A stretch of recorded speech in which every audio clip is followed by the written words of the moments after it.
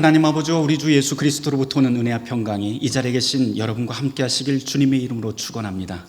우리 옆에 분들하고 인사 한번 할까요? 잘 오셨습니다. 잘 오셨습니다. 대림절 두 번째 초를 밝혔습니다. 이 초는 예언자의 초라고 불립니다. 이스라엘 사람들의 죄를 고발하고 하나님의 심판과 또한 구원을 선포하는 예언자를 상징하는 초가 이 두 번째 초입니다. 예언자들의 메시지와 같이 대림절 두 번째 주일 성탄 드리는 인간의 원죄를 그리고 즉 선악과를 떠올리게 하는 그런 둥근 볼이 오늘 장식되었습니다. 오늘 복음서 말씀은 이 모든 이야기를 담고 있는 마가복음 1장입니다. 지난 주일 대림절로 시작을 해서 우리는 이제 새로운 교회의 해를 맞게 됩니다. 지난번에는 마태해에서 이제는 지난 주일부터 이제 1년 동안 우리는 마가의 해를 맞게 됩니다. 앞으로 1년 동안 마가복음을 중심으로 그리스도의 삶과 죽음 그리고 성령을 통해서 이루시는 그리스도의 축복을 우리가 함께 나누게 될 겁니다. 마가의 해이기 때문에 우리가 마가복음을 계속해서 읽게 될 텐데요. 몇 가지 아주 기본적인 사실을 우리가 머릿속에 염두에 두고 이 마가복음 묵상하면 굉장히 큰 도움이 될 것 같아요. 그래서 오늘 그 이야기를 하려고 합니다. 성경에 복음서가 몇 개 있나요? 네, 3개? 4개가 있습니다. 네, 4개가 있죠. 그 중에서 가장 짧은 복음서가 바로 이 마가복음입니다. 게다가 마가복음을 읽어보면 계속해서 너무 빨리 가는 것 같아요. 숨이 가쁠 정도로 계속해서 장소에서 장소로 사건에서 사건으로 옮기는 것을 보게 됩니다. 읽다 보면 예수님이 이렇게 숨가쁘게 움직이실까 싶을 정도입니다. 아마도 마가가 살던 이 시대, 그리고 마가의 삶이 이렇게 긴박하게 움직일 수밖에 없었던 상황이었을 것 같아요. 그러면서 그렇게 긴박하게 사는 사람들, 무언가 빨리빨리 움직여야 되는 사람들, 그리고 새로운 삶 속으로 들어가야만 되는 그런 두려움을 가지고 있는 사람들에게 희망과 용기를 주는 책이 바로 이 마가복음입니다. 복음서들이 모두 그렇지만은요, 우리가 사실 마가복음, 마태복음, 누가복음, 요한복음 이렇게 이름은 붙이고 있지만 사실 누가 썼는지는 잘 모릅니다. 정확히는 그저 추측일 뿐이죠. 요즘은 책을 쓰면서 저자들이 자기 이름을 홍보하는데 굉장히 열을 많이 올립니다. 그리고 그것을 책의 저자로 자기 이름을 알리는 것을 굉장한 명예로 알죠. 그런데 독특하게도 이 복음서 저자들은 이 글을 쓰면서 자기가 누구인지를 밝히지 않습니다. 다만 그 내용을 통해서 우리가 이거는 마태의 글이구나, 이것은 마가의 글이구나, 이것은 요한의 글이구나 이렇게 추측을 하게 됩니다. 그럼에도 불구하고 우리는 추측임에도 불구하고 거기에 이름을 붙여서 마태, 마가, 누가, 요한이라고 하는 이름을 붙이곤 합니다. 이 마가복음의 저자를 우리가 마가라고 알고 있는데요, 이미 말씀드린 바와 같이 마가복음 속에서는 이거 내가 썼어 라고 말하는 대목이 없습니다. 죄송합니다. 다만 교부들의 그 글이라든지 아니면 자료들을 통해서 이 베드로의 동역자였던 요한 마가가 이 마가복음의 저자였을 것으로 우리가 알고 있습니다. 이 요한 마가라고 하는 사람은 우리가 사도행전에서 보게 되는데요, 사도 바울과 바나바가 함께 전도여행을 떠나게 되죠. 전도여행을 떠날 적에 함께 잠깐 동행을 했던 사람이라 아주 젊은 사람이에요. 그런데 이게 선교여행이 너무 힘들었나 봐요. 그래서 중간에 내빼버립니다. 그래서 이 문제로 사도 바울과 바나바가 심하게 다투게 되죠.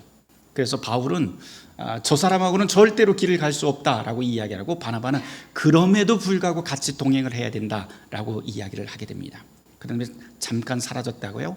나중에 후에 이 요한 마가는 베드로의 동역자가 되는데요, 아마 이 요한 마가가 이 헬라어에 굉장히 능통했던 것 같아요. 히브리어에도 능통하고, 그래서 잘 배우지 못했던 이 베드로의 동역자로서 통역가로 이렇게 활동을 하면서 복음을 전하게 됩니다. 조금 더 지나서는 이 요한 마가가 로마에서 박해를 받던 그 시기에 로마 교회 지하교회 공동체 지도자가 되었다고 그렇게 알려져 있습니다. 그 요한 마가가 이 마가복음을 기록했다고 우리는 믿고 그렇게 알고 있습니다. 다만 이 기록의 시기가 학자들마다 조금 의견이 분분해요. 어떤 사람들은 가장 빠르게 잡는 분들은 서기 64년에서부터 한 65년 정도로 잡곤 하는데요. 이때가 바로 이 마가의 동역자였던 베드로가 순교했던 그 시간입니다. 그래서 그때로 잡는 분이 있고요.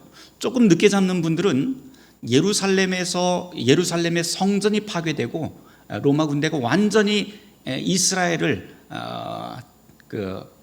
패배시켰던 그 시기를 바로 그 시기였던 서기 70년 전으로 잡곤 합니다.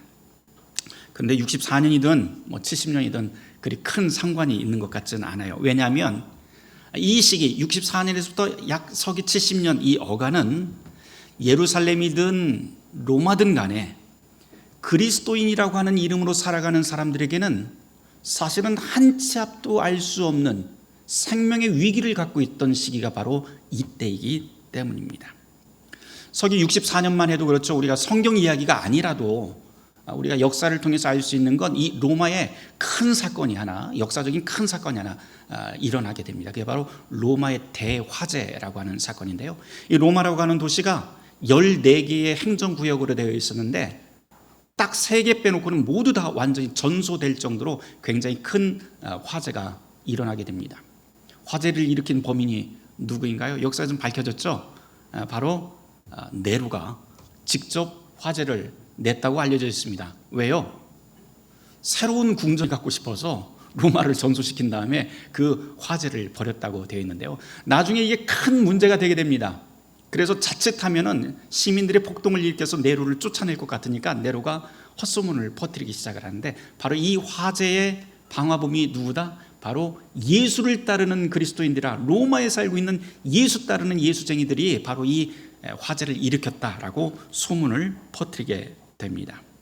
바로 그때부터 로마에서 엄청난 그리스도인들의 박해가 시작이 됩니다. 그리스도인이라고 알려지게 되면 곧바로 즉결 처분으로 넘겨지고 로마의 원형 경기장에 던져져서 사자밥이 되던 시기가 바로 이때이죠. 그래서 그리스도인들이 교인으로 살다가 교인이라고 하는 것이 발각이 되면 죽게 되니까 살기 위해서 들어간 곳이 찾아 들어간 곳이 바로 지하 동굴인 카타콤베라고 하는 곳으로 들어가기도 하고요.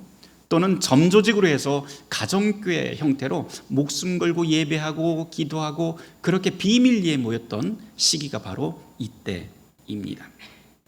당시 로마에는 이렇게 목숨 걸고 함께 예배드리던 운명 공동체, 고난 공동체가 몇 개가 있었는데 그 중에서 가장 유명한 이 공동체의 지도자가 바로 이 마가복음의 기록자로 알려진 요한 마가라고도 그렇게 부릅니다. 이 시기를 한번 상상을 해봅니다. 한 치 앞도 알 수 없는 상황이죠. 상황이 이렇다 보니까 교회에 원래 교인으로 있던 사람들도 곧 죽게 될 것을 두려워서 교회를 빠져나가기 시작합니다. 어떤 사람은 잡혀서 죽기도 하고 그것이 두려워서 나는 이제 더 이상 예수를 믿지 않겠다라고 하면서 빠져나갑니다. 그러면서 의심도 시작을 하죠. 교회 안에 있지만 의심하기 시작합니다. 하나님이 정말 있기는 한 것인가? 예수가 와서 우리를 다 구원한다고 했는데 그분이 진짜 오기는 오는 것인가? 내가 예수 믿다가 이렇게 허망하게 죽게 되는 건 아닌가? 라고 하는 의심들이 교회 안에 계속해서 스물스물 퍼지기 시작을 합니다. 교회가 흔들리고 요동치기 시작합니다. 이런 상황에 지도자 마가는 한각에 신학이니 교회의 신비가 어떤 이런 이론적인 말을 할 여력이 없었던 것 같아요. 지금 당장 이 교회 교인들에게 필요한 것은 오직 하나, 예수가 우리를 구원하신다. 이것 하나만 긴급히 전해야 했던 것 같습니다. 이 마가시대의 시련을 이길 가장 큰 무기, 그것은 바로 그리스도 예수의 길을 따라 사는 것, 설령 예수 믿다 죽는다 하더라도 그분이 그 죽음의 자리에서 우리를 생명의 자리로 옮기신다고 하는 그 믿음, 이것이 바로 마가가 그리도 급하게 전하는 마가복음의 내용입니다. 이렇게 생명이 위태로운 상황에서 나온 구절이 마가복음 1장 1절 말씀, 하나님의 아들 예수 그리스도의 복음의 시작이다 라고 하는 아주 짧은 1절 말씀이 바로 그런 배경에서 나오게 됩니다. 이야기 나온 김에 상식 이야기 하나 더 해보려고 그래요. 우리가 가진 성경은 다 페이지 수가 다 매겨져 있는 책의 형태로 되어 있습니다만, 이 복음서가 처음 기록되고 읽히던 1세기에는 사실 이런 성경책이라고 하는 것은 존재하지 않았죠. 왜냐하면 기본적으로 생각해요. 당시 종이가 없었어요. 종이가 없어서 나무 토막에다 쓰든지 아니면 양피지에다가 쓰든지 아니면은 그 가죽, 동물의 가죽을 막 무두질을 한 다음에 얇게 펴서 그 위에다가 글씨를 쓰곤 했습니다. 그런 다음에 이거를 돌돌돌돌 말아서 두루마리 형태로 모아놓은 것이 소위 이야기는 1세기의 성경이죠. 큰 통이나 항아리에다가 여러 가지 두루마리를 다 한꺼번에 넣은 다음에 하나씩 빼서 읽었는데요. 각 두루마리를 딱 펴서 읽는데 가장 먼저 나오는 글자 문장이 사실 이 두루마리 전체, 성경 전체를 압축한 말이 되곤 합니다. 그러니까 이 성경 기록자들, 복음서 기록자들은 항상 고민을 했던 거죠. 첫 글자, 첫 문장을 뭐라고 쓸까라고 말입니다. 마치 책의 제목을 다는 것과 마찬가지인데요. 그만큼 첫 글자, 첫 문장은 중요합니다. 이 마가복음의 두루마리를 딱 펴서 가장 처음에 나오는 말이 바로 하나님의 아들 예수 그리스도의 시작이다 라고 하는 이 말이에요. 그러니까 이 말 자체가 사실은 이 성경 마가복음이라고 하는 두루마리 전체를 아우르는 핵심 중의 핵심이라고 할 수 있습니다.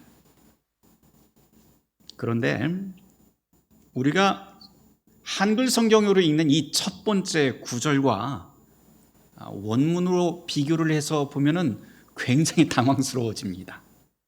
왜냐하면 원문은 우리 한글 성경과 굉장히 달라요. 뭐라고 되어 있냐면 특별히 동사가 없어요. 동사가 없이 그냥 명사 몇 개만 쪼로로 이렇게 나열이 되어 있는데요. 그 순서도 보면 어떻게 되냐면 시작, 복음, 예수 그리스도, 하나님의 아들 이렇게 되어 있습니다. 그거를 우리는 번역을 해서 하나님의 아들 예수 그리스도의 복음의 시작이라 이렇게 번역을 해놓았습니다. 동사도 없고 그냥 달랑 명사만 나열한 탓에 사실 원문을 읽어보니 이게 뭔가 싶기도 합니다. 그래서 1절 말씀은 그냥 책 제목이고 본문은 2절부터 시작한다 라고 설명하는 학자가 있을 정도예요. 그래서 어찌되었건 책 제목이건 아니면 본문이건 간에 분명한 건 마가복음은 굉장히 급하게 써내려간다, 호흡이 가쁘다라고 하는 정도는 우리가 좀 알 수 있을 것 같습니다. 그런데 왜 이렇게 급하게 썼을까요? 이제 그것을 좀 알아보려고 하는데요. 첫 번째 단어가 뭐가 나온다고 그랬어요? 두루마리를 펴면 제일 먼저 시작이라고 하는 단어가 나온다고 했습니다. 시작이라고 하는 헬라어가 아르케라고 하는 단어인데요. 그럼 왜 마가복음서 기록자는 시작이라고 하는 단어를 가장 첫말로 택했을까요? 이 마가라고 하는 사람이 로마의 교회 지도자라고 하는 말씀을 드렸는데요. 그 교회 지도자이다 보니까 교회 안에는 여러 그 성도들이, 교인들이 함께 구성이 되어 있을 겁니다. 그런데 어떤 사람들이 들어있을까 생각을 해보면 뭐 비율의 문제이겠지만 이스라엘이든 아니면 로마든지 상관없이 교회가 생긴 곳에는 거의 모든 경우에 유대인들이 있었을 것 같아요. 왜냐하면 교회가 전하고 있는 이 복음의 핵심에는 예수님이 들어가 있는데 예수님은 유대인의 혈통이고 유대인의 역사, 유대인의 성경인 구약 성경을 사용했기 때문에 교회에 초대교회에 유대인들이 섞여 있었던 것은 아주 자연스러운 일이었을 것 같습니다. 그러다 보니까 성경을 기록하는 사람들은 어쩔 수 없이 교회 안의 교인들, 그러니까 유대인들을 배려하면서 글을 쓸 수밖에 없어요. 그리고 그 교회 안에 있는 유대인들은 또 자기네들 눈으로 성경을 읽게 됩니다. 한번 상상을 해보죠. 어떤 유대인이 1세기 유대인이 성경을 읽기 위해서 마가복음이라고 하는 두루마리를 쫙 펴는데 첫 번째 단어가 시작이라고 하는 단어가 툭 튀어나옵니다. 그러면 이 유대인이 머릿속에 탁 떠올리는 단어가 있었을 텐데요. 그게 뭐냐면 구약 성경의 한 구절을 떠올리게 됩니다. 그게 바로 유대인들의 성경이라고 하는 모세오경, 우리가 소위 이야기하는 구약 성경의 맨 앞에 나온 창세기, 출애굽기, 레위기, 민수기, 신명기, 여호수아, 요 모세오경이라고 하는 이 첫 번째 그 내용 가운데 첫 번째 책, 그것도 그 책의 첫머리, 창세기 1장 1절을 떠올리게 됩니다. 창세기 1장 1절이 어떻게 시작을 하나요? 태초에 하나님이 천지를 창조하시나, 이렇게 시작을 합니다. 이 히브리인들의, 이 이스라엘 사람들의, 유대인들의 성경도 역시 첫 번째 단어가 바로 태초에라고 하는 단어인데, 이게 바로 똑같이 헬라어로 번역을 했을 적에는 아르케, 시작이라고 하는 단어가 됩니다. 그래서 마가복음서 기록자가 의도적으로 이 단어를 쓴 게 아닌가 싶어요. 그래서 유대인들이 이 두루마리를 읽었을 적에는 창세기 천지 창조하시는 하나님을 떠올리게 되는 것이죠. 그리고 그 천지의 시작이 하나님으로부터 시작되었다고 하는데, 마가복음을 읽어보니 새로운 기쁜 소식이 시작된다라고 하는 첫 번째 아주 흥미로운 호기심을 불러일으키게 됩니다. 그리고 그 시작을 하나님의 아들 예수 그리스도가 펼치신다라고 하는 것을 이제 쭉 이어가게 됩니다. 이와 더불어서 우리가 주목할 점은 이 마가가 새로운 복음의 이 시작을 유대인의 언어인 히브리어가 아닌 그 당시 로마 제국의 공용어인 헬라어로 썼다는 것도 특이한 점이에요. 이제는 유대인뿐만 아니고 로마 제국에 속한 누구라도 이 새로운 시작이 무엇인지 알 수 있게 된 것이죠. 게다가 이 시작이라고 하는 이 헬라어 아르케는 조금 다른 의미도 이 안에 있는데요. 다스림, 통치라고 하는 말도 이 안에 담겨 있습니다. 그래서 헬라어를 모국어로 사용하는 사람들이 이 마가복음의 두루마리를 읽어서 맨 처음 딱 펼쳐서 읽을 적에는 예수 그리스도가 다스리신다라고 하는 의미로도 읽을 수가 있을 것 같습니다. 마가는 바로 이런 것을 노리지 않았을까요? 유대인과 헬라인 모두를 얻기 위해서 기발한 방법을 쓴 것이죠. 시작이라고 하는 단어, 그 말 하나로 유대인과 헬라인 모두에게 새로운 하나님의 시대가 우리에게 열렸다, 그분의 다스림이 우리에게 시작된다라고 하는 것을 알리게 됩니다. 그 다음 나오는 말이 뭐예요? 시작 다음에 복음이라고 하는 말이 나옵니다. 복음이라고 하는 말은 말 그대로 복된 소식, 기쁜 소식입니다. 우리 살다 보면 참 기쁜 소식 많아요, 그렇죠? 아들, 딸이 수능 잘 보았다는 소식, 대학에 합격했다는 소식, 고대하던 회사에 취직했다는 소식, 병에서 완쾌되었다는 소식, 다 기쁜 소식입니다. 한참 배고픈데 친구가 밥 사줄게 나와라고 하는 그런 소식도 굉장히 기쁜 소식이고요. 회사에 지각했는데 상사가 지방으로 출장 갔대요. 그것도 참 기쁜 소식입니다. 그런데 여러분, 여기 성경에 나와 있는 이 복음이라고 하는 이 기쁜 소식은 이런 종류와는 완전히 다릅니다. 원어로 유앙겔리온이라고 되어 있는데, 이 단어는 유대인과 헬라인 모두에게 아주 특별한 단어예요. 예수님 당시만 해도 많은 유대인들이 히브리어 성경 대신에 헬라어로 써져 있는 70인역이라고 하는 성경을 읽고는 했습니다. 그런데 거기 기쁜 소식이라고 하는 말, 복음이라고 하는 이 단어에 해당하는 말이 유앙겔리온이고요. 바로 이 단어가 구약에도 종종 나옵니다. 그중 하나가 무엇이냐면, 오늘 우리가 구약의 말씀으로 읽은 이사야 40장의 말씀에 바로 이 기쁜 소식이 나옵니다. 복음이 나와요. 거기에 보면 이사야 40장 9절에서부터 11절까지 제가 한번 읽어볼 텐데요. 거기에는 이 복음이라고 하는 말 대신에 뭐라고 되어 있냐면 아름다운 소식이라고 되어 있습니다. 제가 한번 읽어보겠습니다. 아름다운 소식을 시온에 전하는 자여, 너는 높은 산에 오르라. 아름다운 소식을 예루살렘에 전하는 자여, 너는 힘써 소리를 높이라. 두려워하지 말고 소리를 높여 유다의 성읍들에게 이르기를 너희의 하나님을 보라 하라. 보라, 주 여호와께서 장차 강한 자로 임하실 것이요 친히 그의 팔로 다스릴 것이라. 보라, 상급이 그에게 있고 보응이 그의 앞에 있으며 그는 목자같이 양떼를 먹이시며 어린 양을 그 팔로 모아 품에 안으시며 젖먹이는 암컷들을 온순히 인도하시리로다 라고 되어 있습니다. 여기 나와 있는 이 아름다운 소식이라고 하는 말이 신약에서 바로 기쁜 소식, 복음입니다. 그런데 이 이사야 선지자가 이 말을 쓸 적에 그 상황이 아주 기묘해요.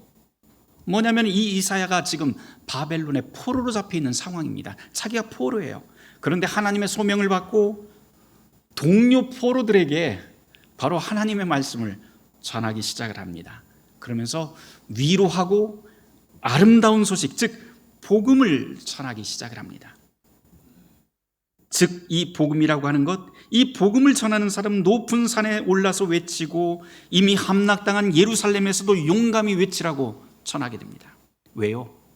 참으로 강하신 하나님, 그 하나님께서 고난의 현장인 바로 이곳에 오실 것이고 그분이 모든 것을 갚아주실 것이고 그분이 당신의 백성을 품에 안고 안전한 곳으로 인도하신다라고 하는 그 말씀을 전하게 됩니다.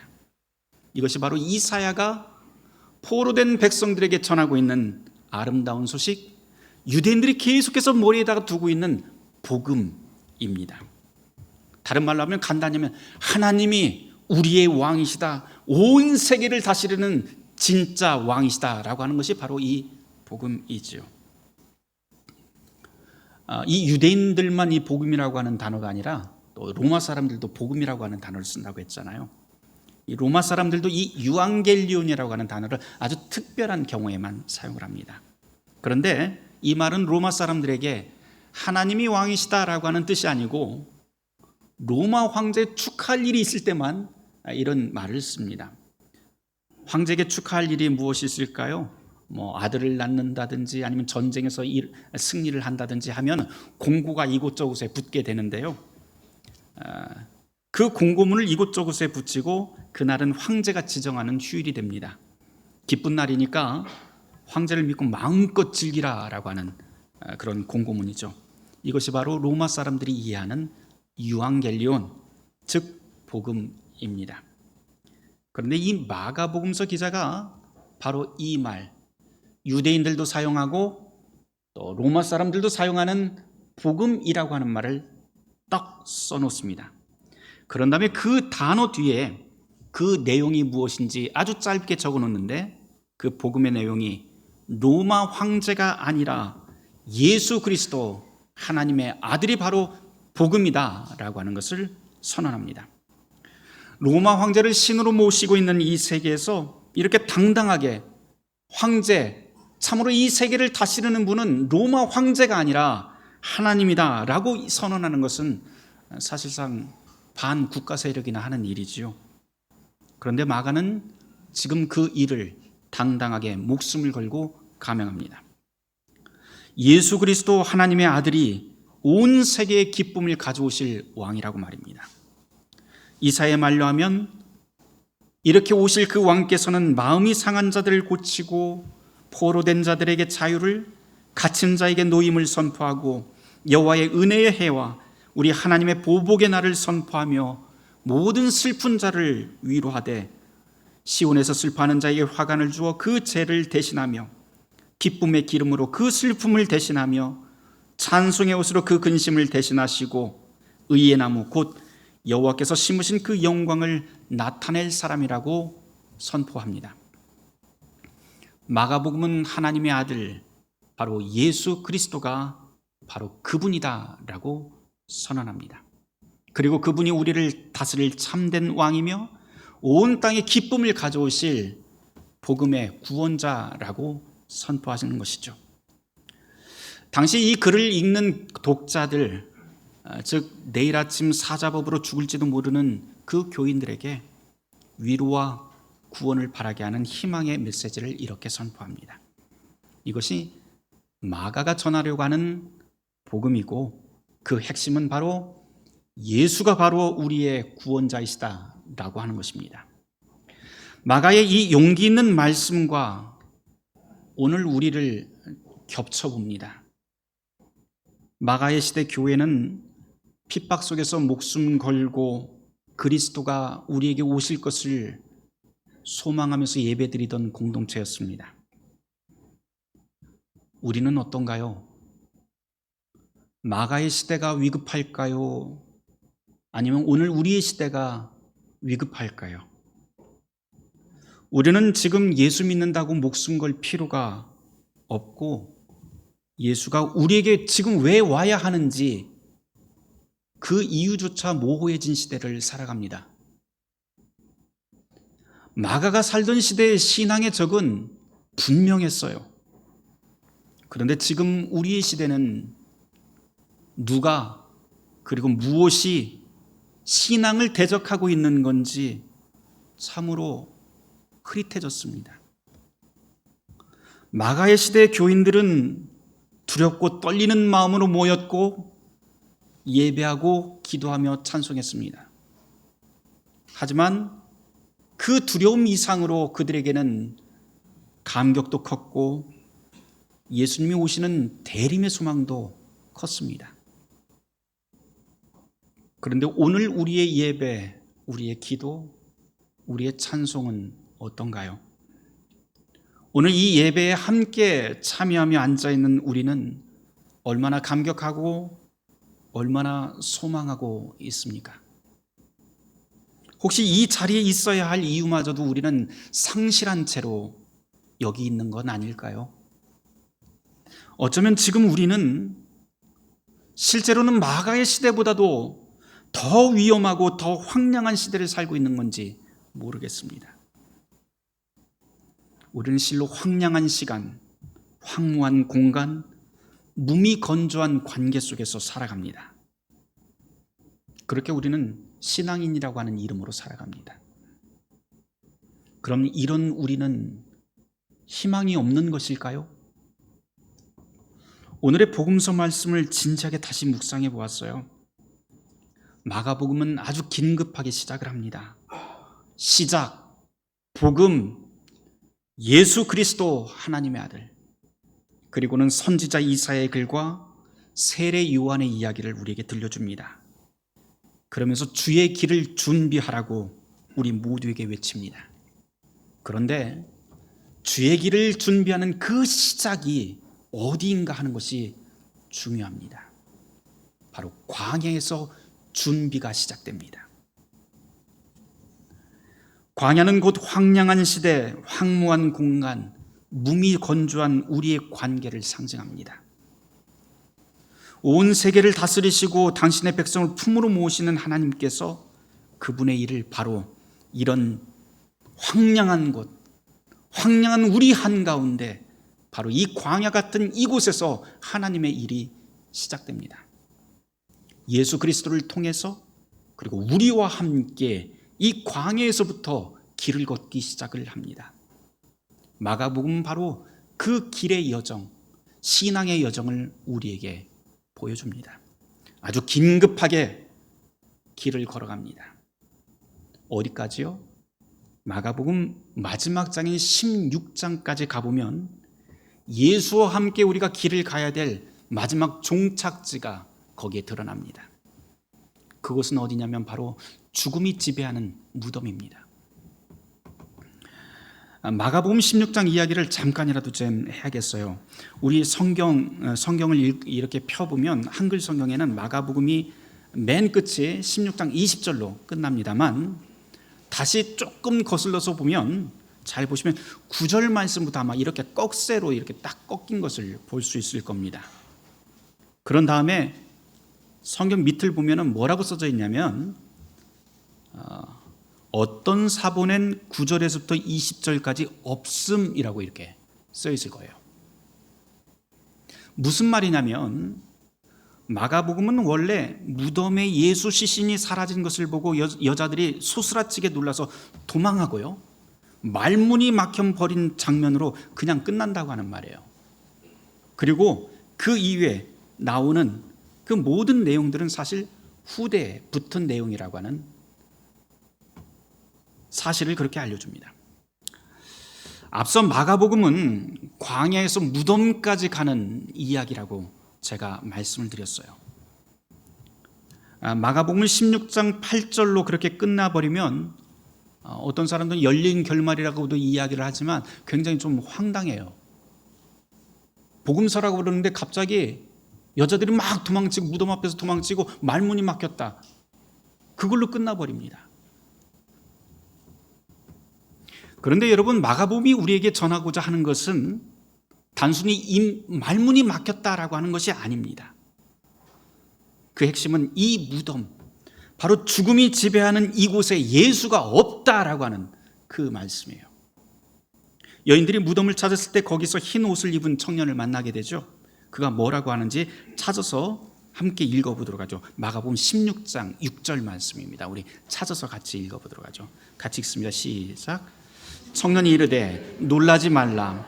너희가 십자가에 못 박히신 나사렛 예수를 찾는구나. 그가 살아나셨고 여기 계시지 아니하니라. 보라, 그를 두었던 곳이니라. 아멘. 그가 살아나셨고 그가 여기 계시지 않는다. 여기가 어디예요? 죽음이 지배하는 그 무덤에 예수는 있지 않다라고 하는 그 뜻입니다. 그분은 살아나셨고 이 자리에 없습니다. 이제껏 함께 우리가 걸어왔던 그분이 죽음의 장소에 발목 잡히지 않는다는 이야기죠. 이것이 바로 시련 중에 있는 모든 그리스도인들, 그리고 광야 같은 삶 속에 던져진 모든 시대의 그리스도인들에게 주시는 복음의 메시지, 기쁜 소식입니다.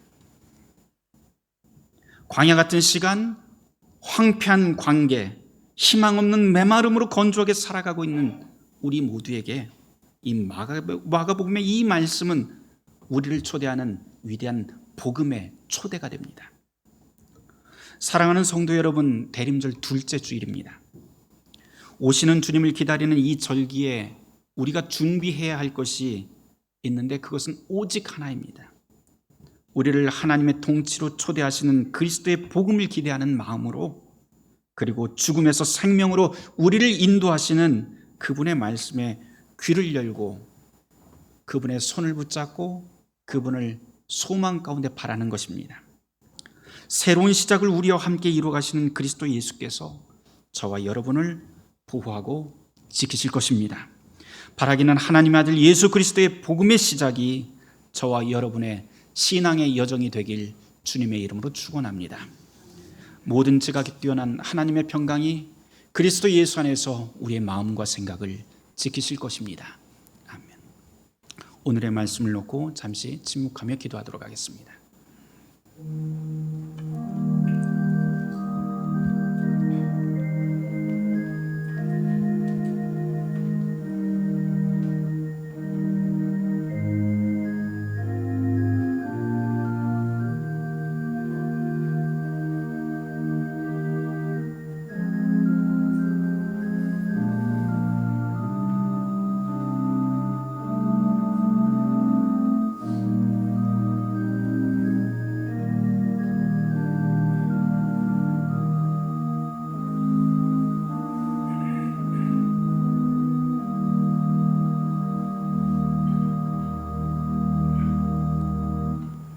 주님, 이 대림의 시간 성탄하시는 주님을 기다립니다.